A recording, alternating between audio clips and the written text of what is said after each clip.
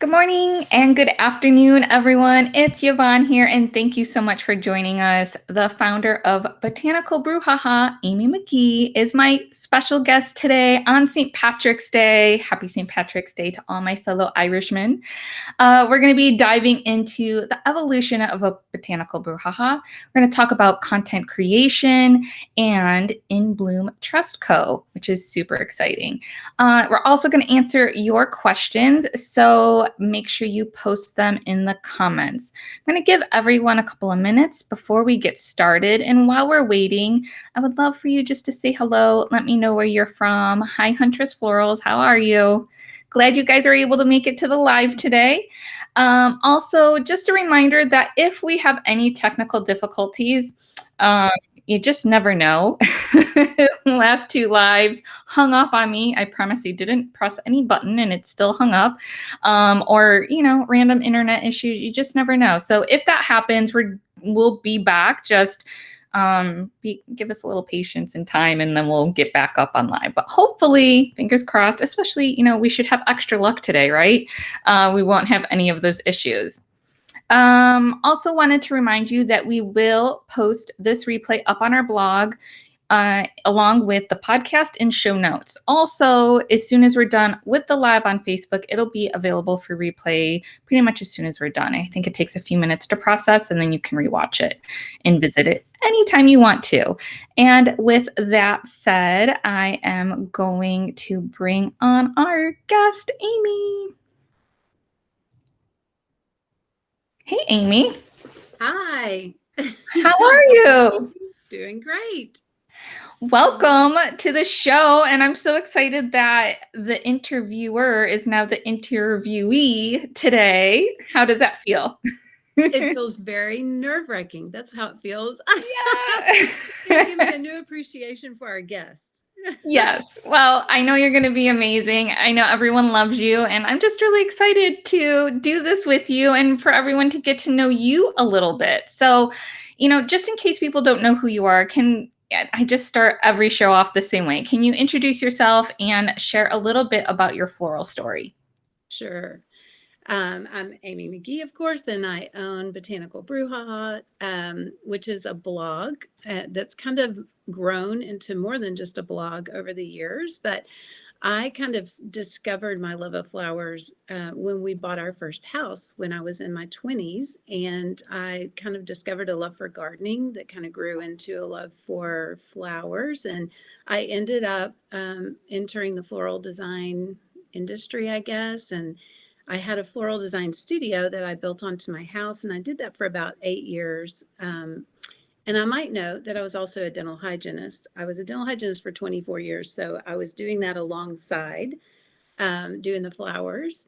And then eventually I closed that business and took about a year off. And then I started the blog, Botanical Brouhaha. And so that started in 2009. And so since that time, we've been working on the blog. Now we have a podcast, as you know, and now we've Yeah. started this new endeavor. So that's kind of where I got started. And gosh, it's been kind of a long journey. So I'll tell you as much as you want to know about which parts you want to know about. No, I love it. I love it. So, what prompted you to start Botanical Brouhaha? Like, how did you decide to do that? Well, I was doing weddings and events. I had a private studio, and at the time I had my boys were pretty young, and I think everybody can identify with this if they're a mother trying to do this career. I was gone every weekend that I had a wedding. So whenever they were off from school and my husband was off of work, I was off doing flowers. And it didn't fit exactly right with me, but I continued doing it. And I think the catalyst for me stopping doing it was that my mother had a heart attack. And my mother lives alone in another town. And so it was this thing where, kind of my worst fear came true because I was working on a wedding and I had children. And then my mom was critically ill, and we really weren't sure that she was going to recover at that moment. And I just had kind of this moment of, my priorities suddenly were really clear. And I thought, I have to quit for now because I need to be with my family. So I did that, and I closed my business for a year. And during that year, I just missed the creativity. I mean, I didn't miss the stress, as you can imagine, Right. but Yes. I did miss, having that outlet, and especially the people. I just missed kind of that whole atmosphere. I'd had a lot of young women and college students working with me, and it was just that camaraderie, and I just missed it all. So I decided to start this blog at the urging of a couple of the girls that had worked for me that were much younger. I didn't really know about blogging, and they said, "You should put all this stuff in a blog." And so I did, and I started way back, with Blogspot because it was free. And I thought, Yep. here, I'll just do this. It'll be free. We won't get in debt. There's no perishable anything with a blog. You just write it, and I don't know if anyone will read it. And so that's how it started. It started really just because I missed the people and missed the flowers. Yes. I love it. So, yeah, I feel like there's always that dichotomy of figuring out how to balance your work life, right? And I think that's great that you found that way where you feel like you still could be connected with your family and still do and be a part of something that you love. Yeah, and I remember Blogspot. I think I had like a family blog or something like that, like when I had my first baby, up on there. So, are you naturally drawn to writing? Like, how did that go for you? Or did you just Not really. I mean, I still really struggle with that. I really do, because it's not about the writing part. It's really about the connection part Right. with people. And so writing just happens to be a way that I can have that connection. But now things have really changed, because now I can have that connection through podcasting and Zoom calls. And that is so much easier for me than sitting down to write, because I have a lot to say, and it's really hard for me to get it to take the time really to get it down. Yeah. So, and when I started the blog, I had this thought when I was in the studio working, I didn't really have a lot of extra time to find inspiration or find answers to questions that I had. And so I just didn't get to have that part of my business. And when I started the blog, I thought this is a way for me to kind of do that legwork for the people who are still in the studio actually doing the actual work. I can find the inspiration or the answers to the questions and just kind of help them out. So it was really kind of a service component to what I was doing too. Yeah. Yeah. Yeah. That's what we focus on a lot too. I remember when I first found your blog, 'cause I feel like I'm always in a little bubble, right? Have my head down, I'm doing my work. And then we found your blog. And I feel like a lot of the blog posts that I would see were like the inspiration ones. Like you would have some sort of theme, and then you would have pictures from so many different designers, and everything looked beautiful. And is that was that like your core content, or how did I, I think it's kind of evolved over time, because, at the beginning I was just putting up like, some events that I had worked on or some just things that I had experienced. And then it started to be more of that kind of thing. Here are some inspirational images around a topic or a color palette or whatever.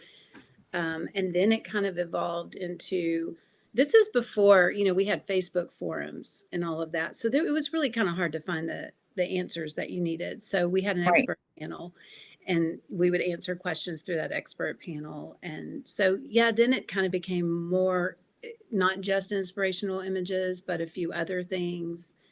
And I don't know, the older I get, it's all kind of evolved into this thing of, okay, now let me take all of that, and how do we use this for a purpose? And so flowering with purpose has kind of become a big part of what I'm doing in these later stages. I say later stages, but I'm so much older than you are.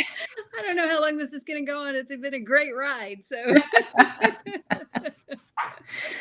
I love it. I love it. No, that's great. So, obviously you are a master at content creation, having this blog for as long as you have. You do podcasting, as you mentioned, in education, you're involved with so many different things. And, I've talked to other guests about the value these activities can provide their customers if they decided to do those different things.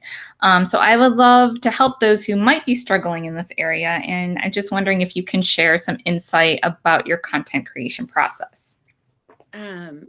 Yeah, I think this isn't going to be nearly as exciting as you think it's going to be.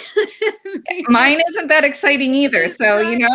Right, because it's really just mine, and it's just kind of evolved over the years. But I would say, for me, I've always stayed true to what I'm interested in, who I'm, inspired by.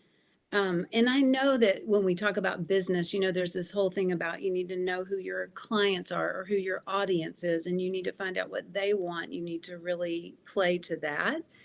And I do that, but at the same time, I also try to keep a balance and find, what I have in common with what they want, because I really do believe that if you don't love what you're writing about, you won't do it.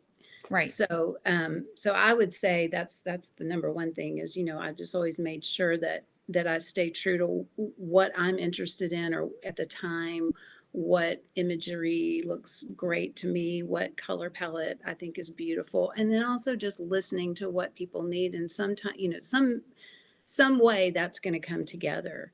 But that's one thing. The other thing is being consistent. I mean, in the beginning, I wrote a blog post every day, 5 days a week. I mean, for the work week for about 6 years, I didn't miss a day.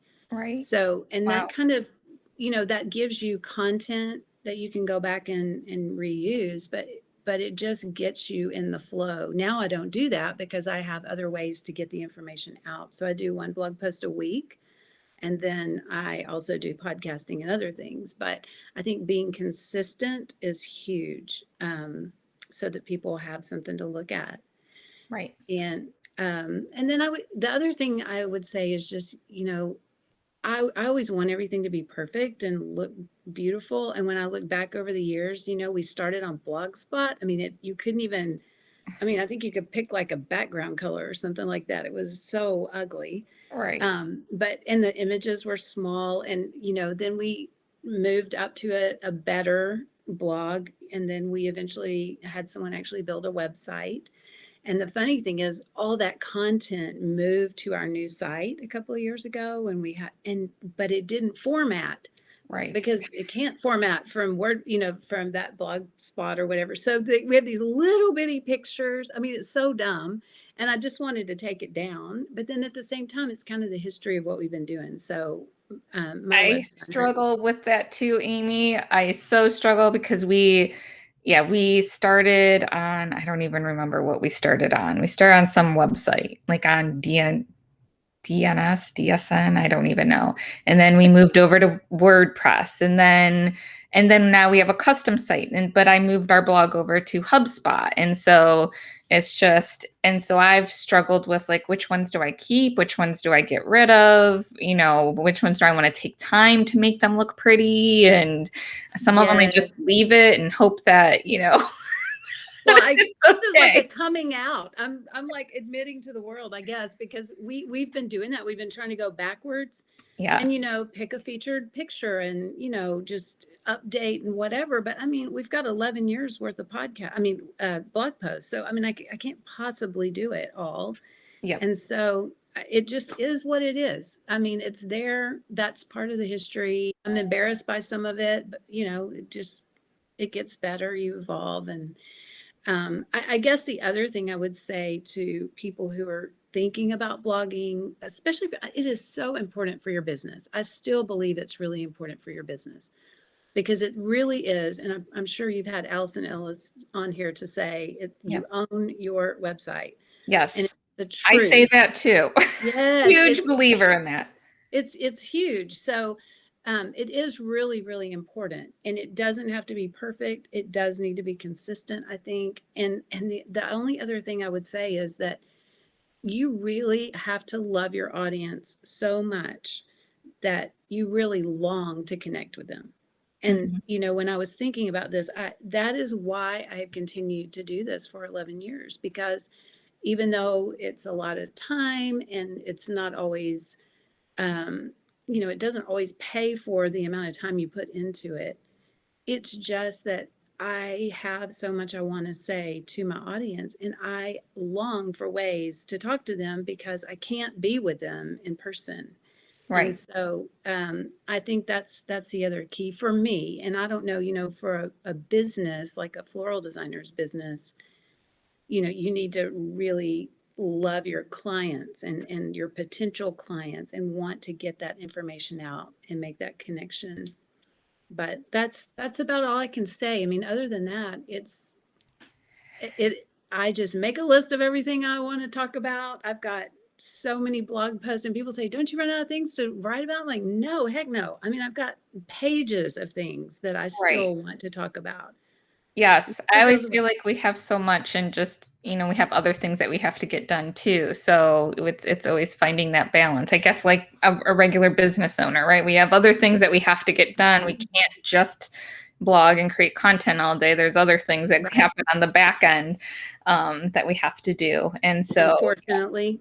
yeah, yeah, exactly. So, if, like for me, for example, like, I meet with my team every week. Like I talk to my team every day, but like we have like meetings where we talk about all our projects and what we're seeing, what's going on. And if we come up with ideas, and then we have Trello where we like write down like the different ideas and different things that we want to work on for the content for the blog or a video or anything like that. So that's kind of like our process. It's not super structured or, I read articles before where, they talk about like main topics and then the subtopics and everything's like very broken down and very systematized. And that's not really how we go either, because there's so much that happens like in real life, that we try to like react to that as well. And so yeah, I don't know if That's that. definitely, I know exactly what you're saying too, because I'm always hearing about people who are these content creators that have all the systems in place and everything is scheduled out. I just this year decided to sit down and think ahead for 1 quarter and write down what I was going to do. But that's it. I mean, I don't schedule out anything because it to me, it's always a conversation. I don't Right, schedule anything ahead of time because everything's a conversation and I don't want it. I don't want to do it 3 months ahead. I want to do it when I feel it. So right. that's kind of out of the box. Not real great on time management. So probably no one should listen to what I'm saying.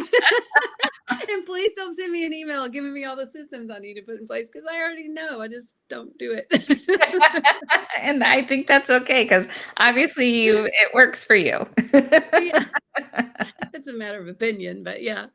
No, I mean, I feel like everyone, like your community loves you. Everyone in this industry, I feel like loves you and knows you and follows you. Even like Maria here, Amy's the original flower blogger. Like everyone knows that about you. So yes.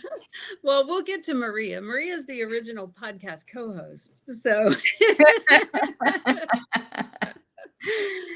I love it. Yeah. Jennifer says, love her honesty. So yeah, it's just being true here and real. yeah, for sure. Okay, so like you mentioned earlier, you have a podcast too. You do the blogging, now you're doing the podcast and having all these amazing interviews that you're putting out. And it's probably, I would say, probably one of the biggest in our industry. I don't know your numbers, but that's what I would guess. Well, to be fair, I don't really know them either. So I don't do it for the numbers, so I don't really know either.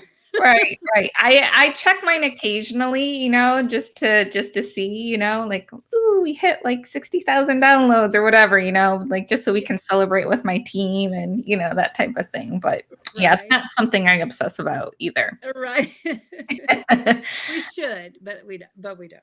Right, right. Yeah. Yeah, I mean, it's important, I think, in the long run. Like, if, and to take a peek, people are listening and watching and supporting and all that fun stuff. So, yeah, if you're doing it and no one's listening, then you need to think, okay, right, what do I need to do differently? right. But let's go back. And when did you decide to get into podcasting? Like, what made you do So that? my son. That's a really, we're done with that answer. That's, for years and years, I was so excited about this, and I have a husband and two sons, and so no girls, no flower people really, and so was constantly telling them over the years, like when our boys were growing up, about these amazing people that I was meeting, and they were all over the world, so they're just so interesting, um, so my older son is a musician, and when he, um, it was 2017. So I can't even remember. He's college age. And he just said, like, you really should do a podcast. I think it was just to get me off of their back, like share this stuff with someone that cares kind of thing. But I mean, they found it interesting. But he said, you could like share these conversations that you're having with other people like in the industry that would really love this. And I was like, no way, I'm not doing that. I had never listened to a podcast episode when we started a podcast. Oh, And, wow.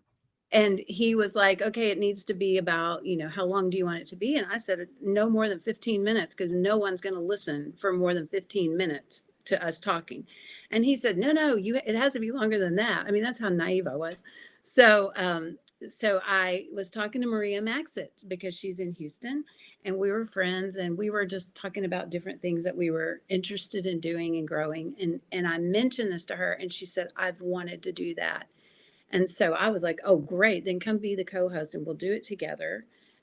Because she's younger and she's a go-getter. And I was kind of like, I don't know if I want to do this. And so we started it. And so Landon, my older son, he's the voiceover that you hear. He wrote the music. He has a beautiful voice. Yes, I love it. And he already had all the equipment. So he totally just took that part of it and made it happen. And Maria came on and gave me, held my hand so we would actually do it. And then since then, Maria moved on to do other things. She's a thriving business, and she moved on. And Maggie Bailey, who's also from the Houston area, came on as my co-host after Maria left. And she's amazing. And, it's just friends chatting. So that's the story behind the podcast. No, I love it. I love it. So for me, when we started podcasting, there lots of podcasts were out, not necessarily in our industry, but just it was a thing, right? It was a growing thing. And then I listened to Gary Vee a lot. So I was listening to one of his podcasts, and he's been talking about like voice, the importance of voice, like, how you can, now grocery shop just by like saying, Alexa, I need to buy this. And then they put it in your cart and, you're good to go. And podcasting and all those kinds of things, just the importance of voice content. And so I was like, I already do mornings with Mayesh, so let's just make that into a podcast. It's not nearly as polished as yours. I know you guys spend a lot of time editing and doing all the fancy things. Mine's like just very raw and just, okay, I'm just plopping this voice file over with some music and we're done. Though. That's brilliant, because that is what you hear a lot about is not wasting time, just constantly creating new stuff, like spread your stuff out. And that's brilliant, because some people want to hear it by voice. Some people want to see it in video. Some people want to read it. Some people can't listen to it because they have a hearing impairment. They need to read it. Right. So spreading it across multiple platforms is brilliant. So I applaud you for that, because I have not done that as well. Thank you. Thank you. Mm-hmm. So I know you've interviewed, how many interviews have you had? Do you know off the top of your head how many podcasts I think we're in like the high 70s. And then we have about 15 BB plus episodes that are topic based. So okay. Somewhere near 100. Are there any like episodes that kind of stand out as your favorites? I know it's hard to pick like a favorite, but maybe a handful that kind of stand out. I mean, I could pick a couple. It is like here's the thing, every single episode is one that I wanted to talk to these people. So I'm kind of the fan. So it is hard to pick, but I would say you asked me that, and I broke it down. Okay. There are a couple of people who I was just intrigued. I really wanted to know the story behind them. I just was really intrigued. and I would pull out Lucy Hunter, Lucy the Flower Hunter. You might know her on Instagram. Kiana Underwood was like that for me at Tulipina. I just wanted to hear her backstory. Max Gill was incredible, and I'm such a fan, so that was brilliant. And then recently, Akiko Kovacs from Florazon in Paris was another person that I just love her flowers, and I wanted to know who is behind these designs. So I would pick those out. And then there's like a couple that have just like made an impact. I mean, like the kind of impact like knock your socks off. Like after the interview, we were like, whoa, that was so amazing. Like we just kind of had to take a minute.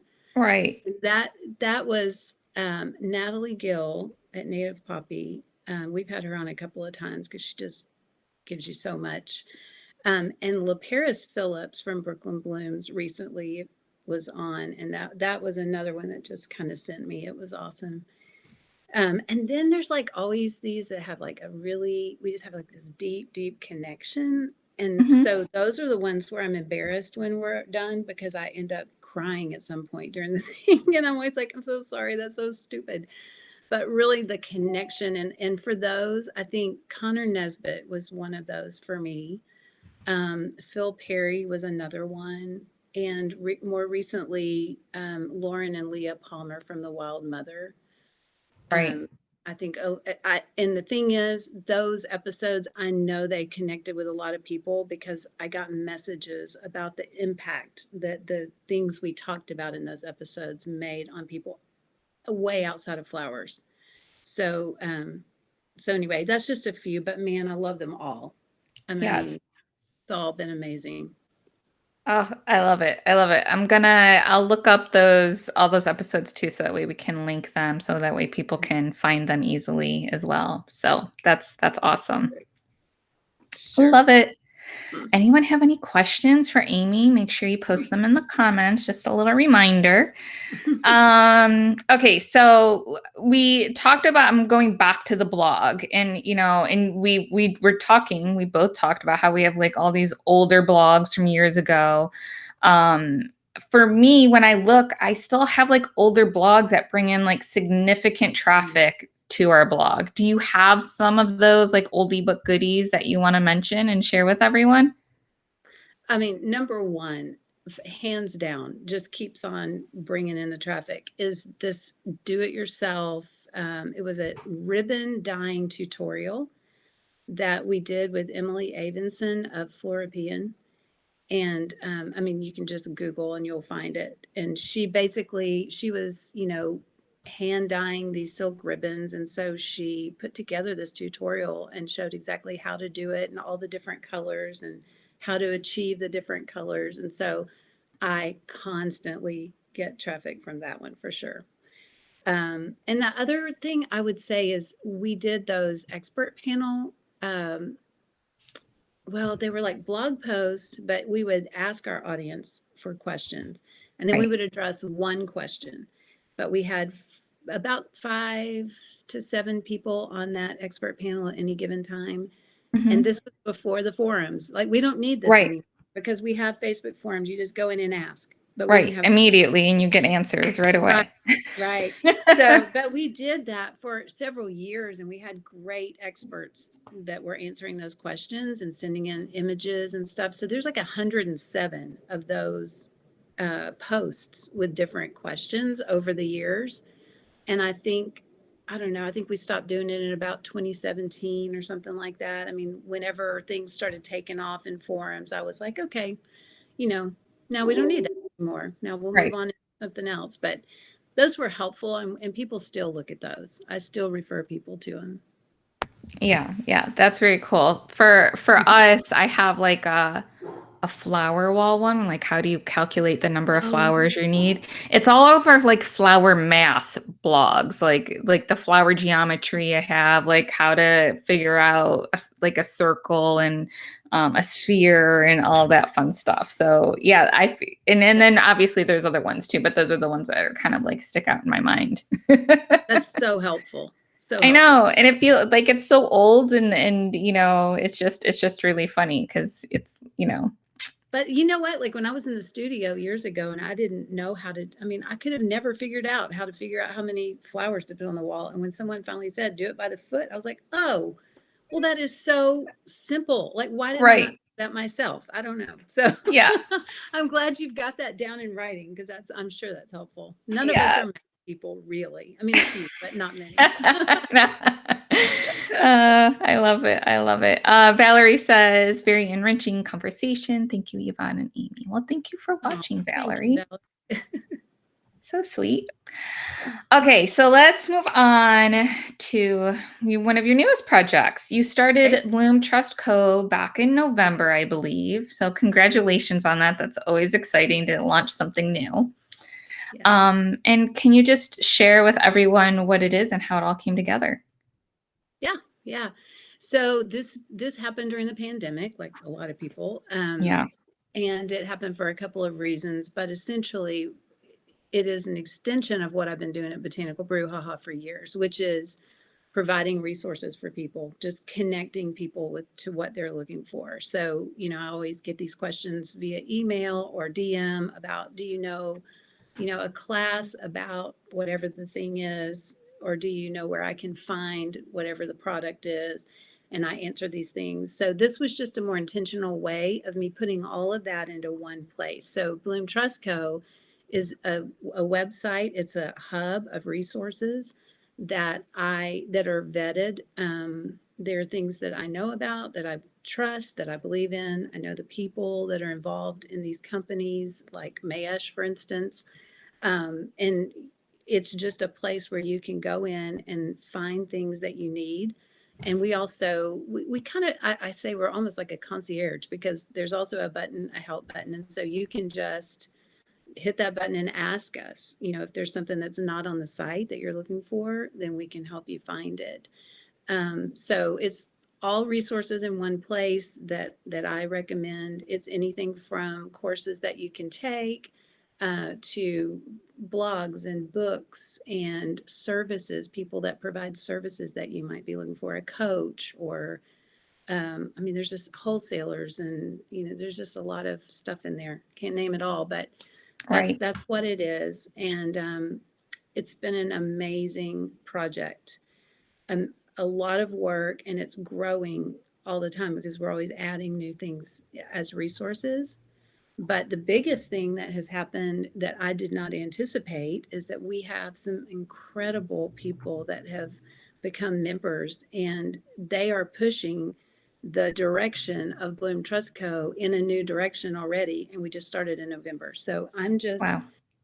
thrilled. I mean, like just sitting back and listening, and we're kind of actually moving in a slightly different direction than what I had envisioned, and that's really exciting. So we have a community component now, which I didn't anticipate because I was feeling like, there are so many communities out there already that I love. I mean, that I Yeah. know the people that are in them that love them. I know the people who are leading them.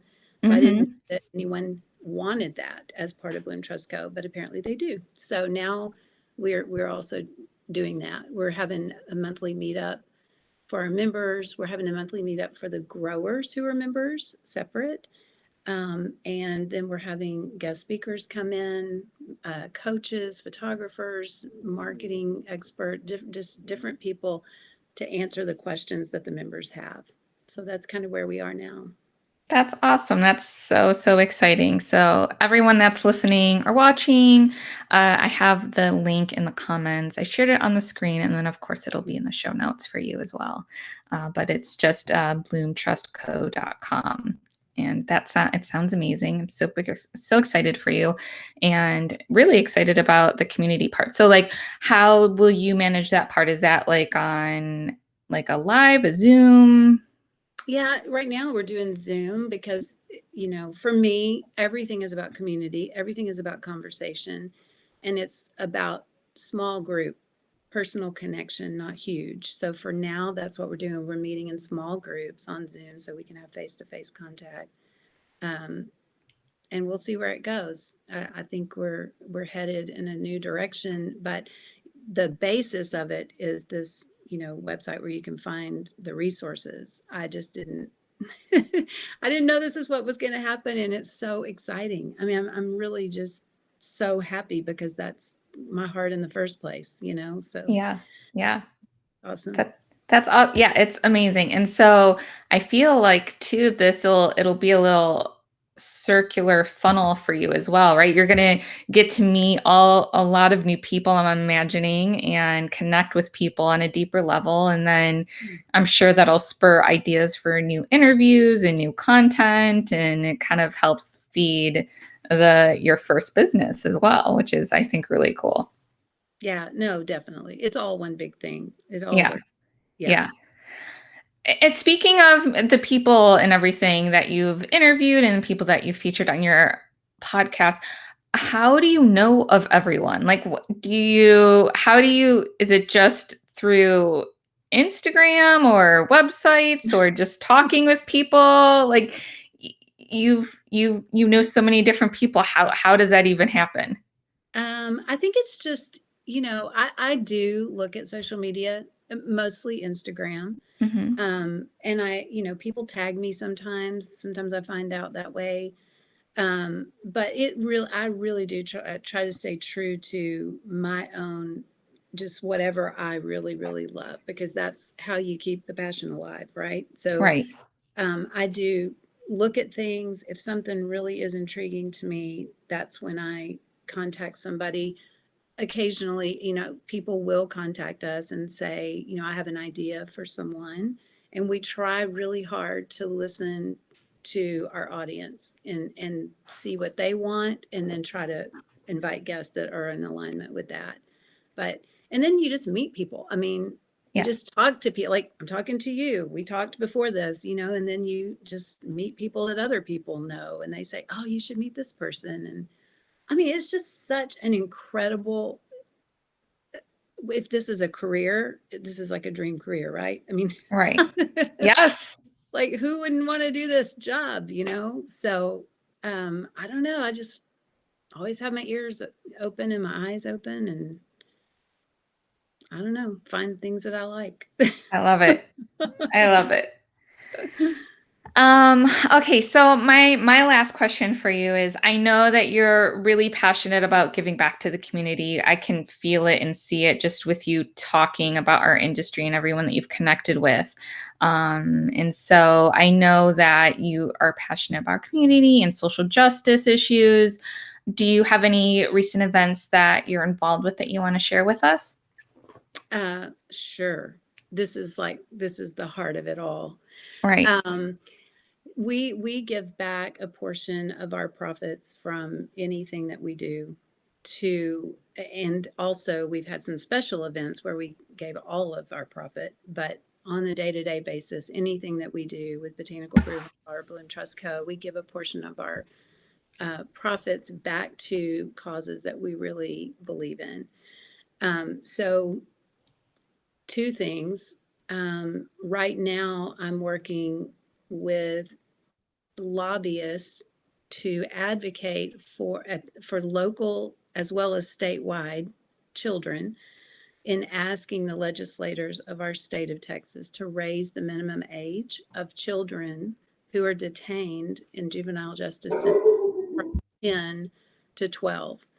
Um, we have, and this was born out of work that we're doing here in our own city, and kids that we know and experiences that I've had personally going through this with a 10 and 11-year-old kids, like we say they're detained in these detention centers, they are incarcerated, because that's just a nice name for putting a 10 or 11-year-old into a facility and handcuffing them, putting them in a cell, having them wear a jumpsuit. It mimics the adult system to a T.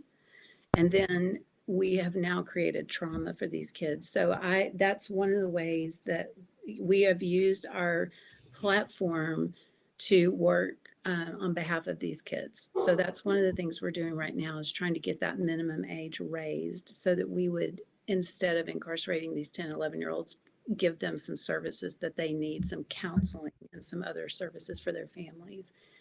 The Wow. other thing The other thing I really want to tell you about is a project that I'm actually working behind the scenes on, but this is going to be probably one of the most significant things that I do in my career, I think.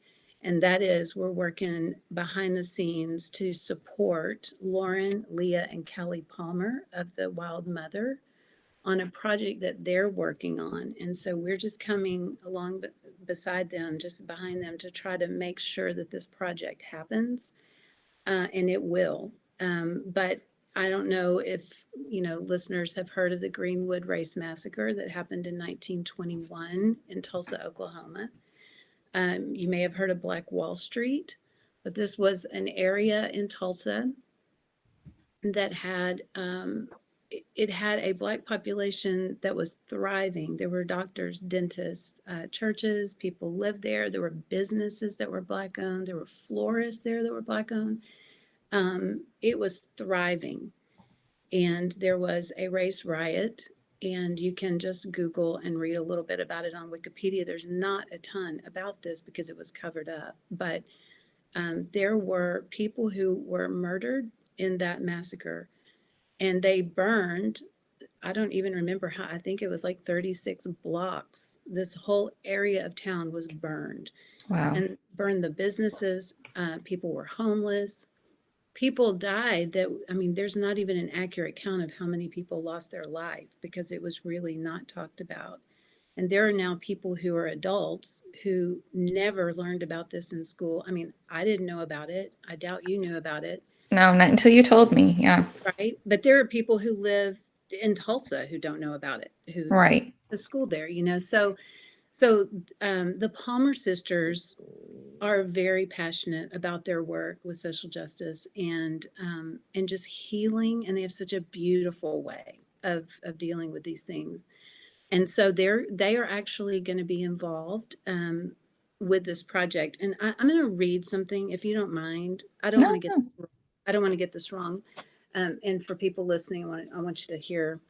They have been named collaborators of the Tulsa Race Massacre Centennial Commission to memorialize the 1921 Greenwood Massacre, which occurred nearly 100 years ago in Tulsa. So in lieu of proper burials and memorial services for the hundreds who died during the terrible event, they will create large-scale floral installations at 3 major commemorative ceremonies this May, using art as medicine to participate in healing forwards and backwards. And so we've set up a GoFundMe. You can see it if you go to Botanical Brouhaha Instagram page and go to my bio. There's a link there. They will also have links, and we will also have some support from some other major people in our industry. But they are going to create some floral installations. The survivors of some of these families will be at these ceremonies. There's a new museum that will be dedicated during this week. It'll be the first week of June. So I just want to mention that with all seriousness, that this is a way that we as a community of designers and people in the floral industry can get behind someone who is really doing something that is going to make an impact. So, and it's floral. I mean, it's the best of both worlds. And when we can combine flowers with this kind of purpose and flower with purpose, I think that's all there is for me. I mean, I think that's the best. Yeah. So those two are what I'm working on right now. And I'd love for other people to have a part.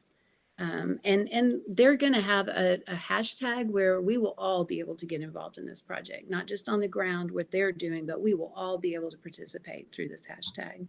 So it's super exciting. It'll be called hashtag Send Flowers to Greenwood for this one.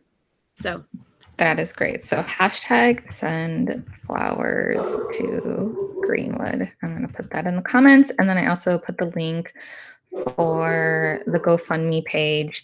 And then, of course, Amy, keep us in the loop and we'll definitely share what we can. And everyone that's watching, definitely stay connected with Amy and Wild Mother too.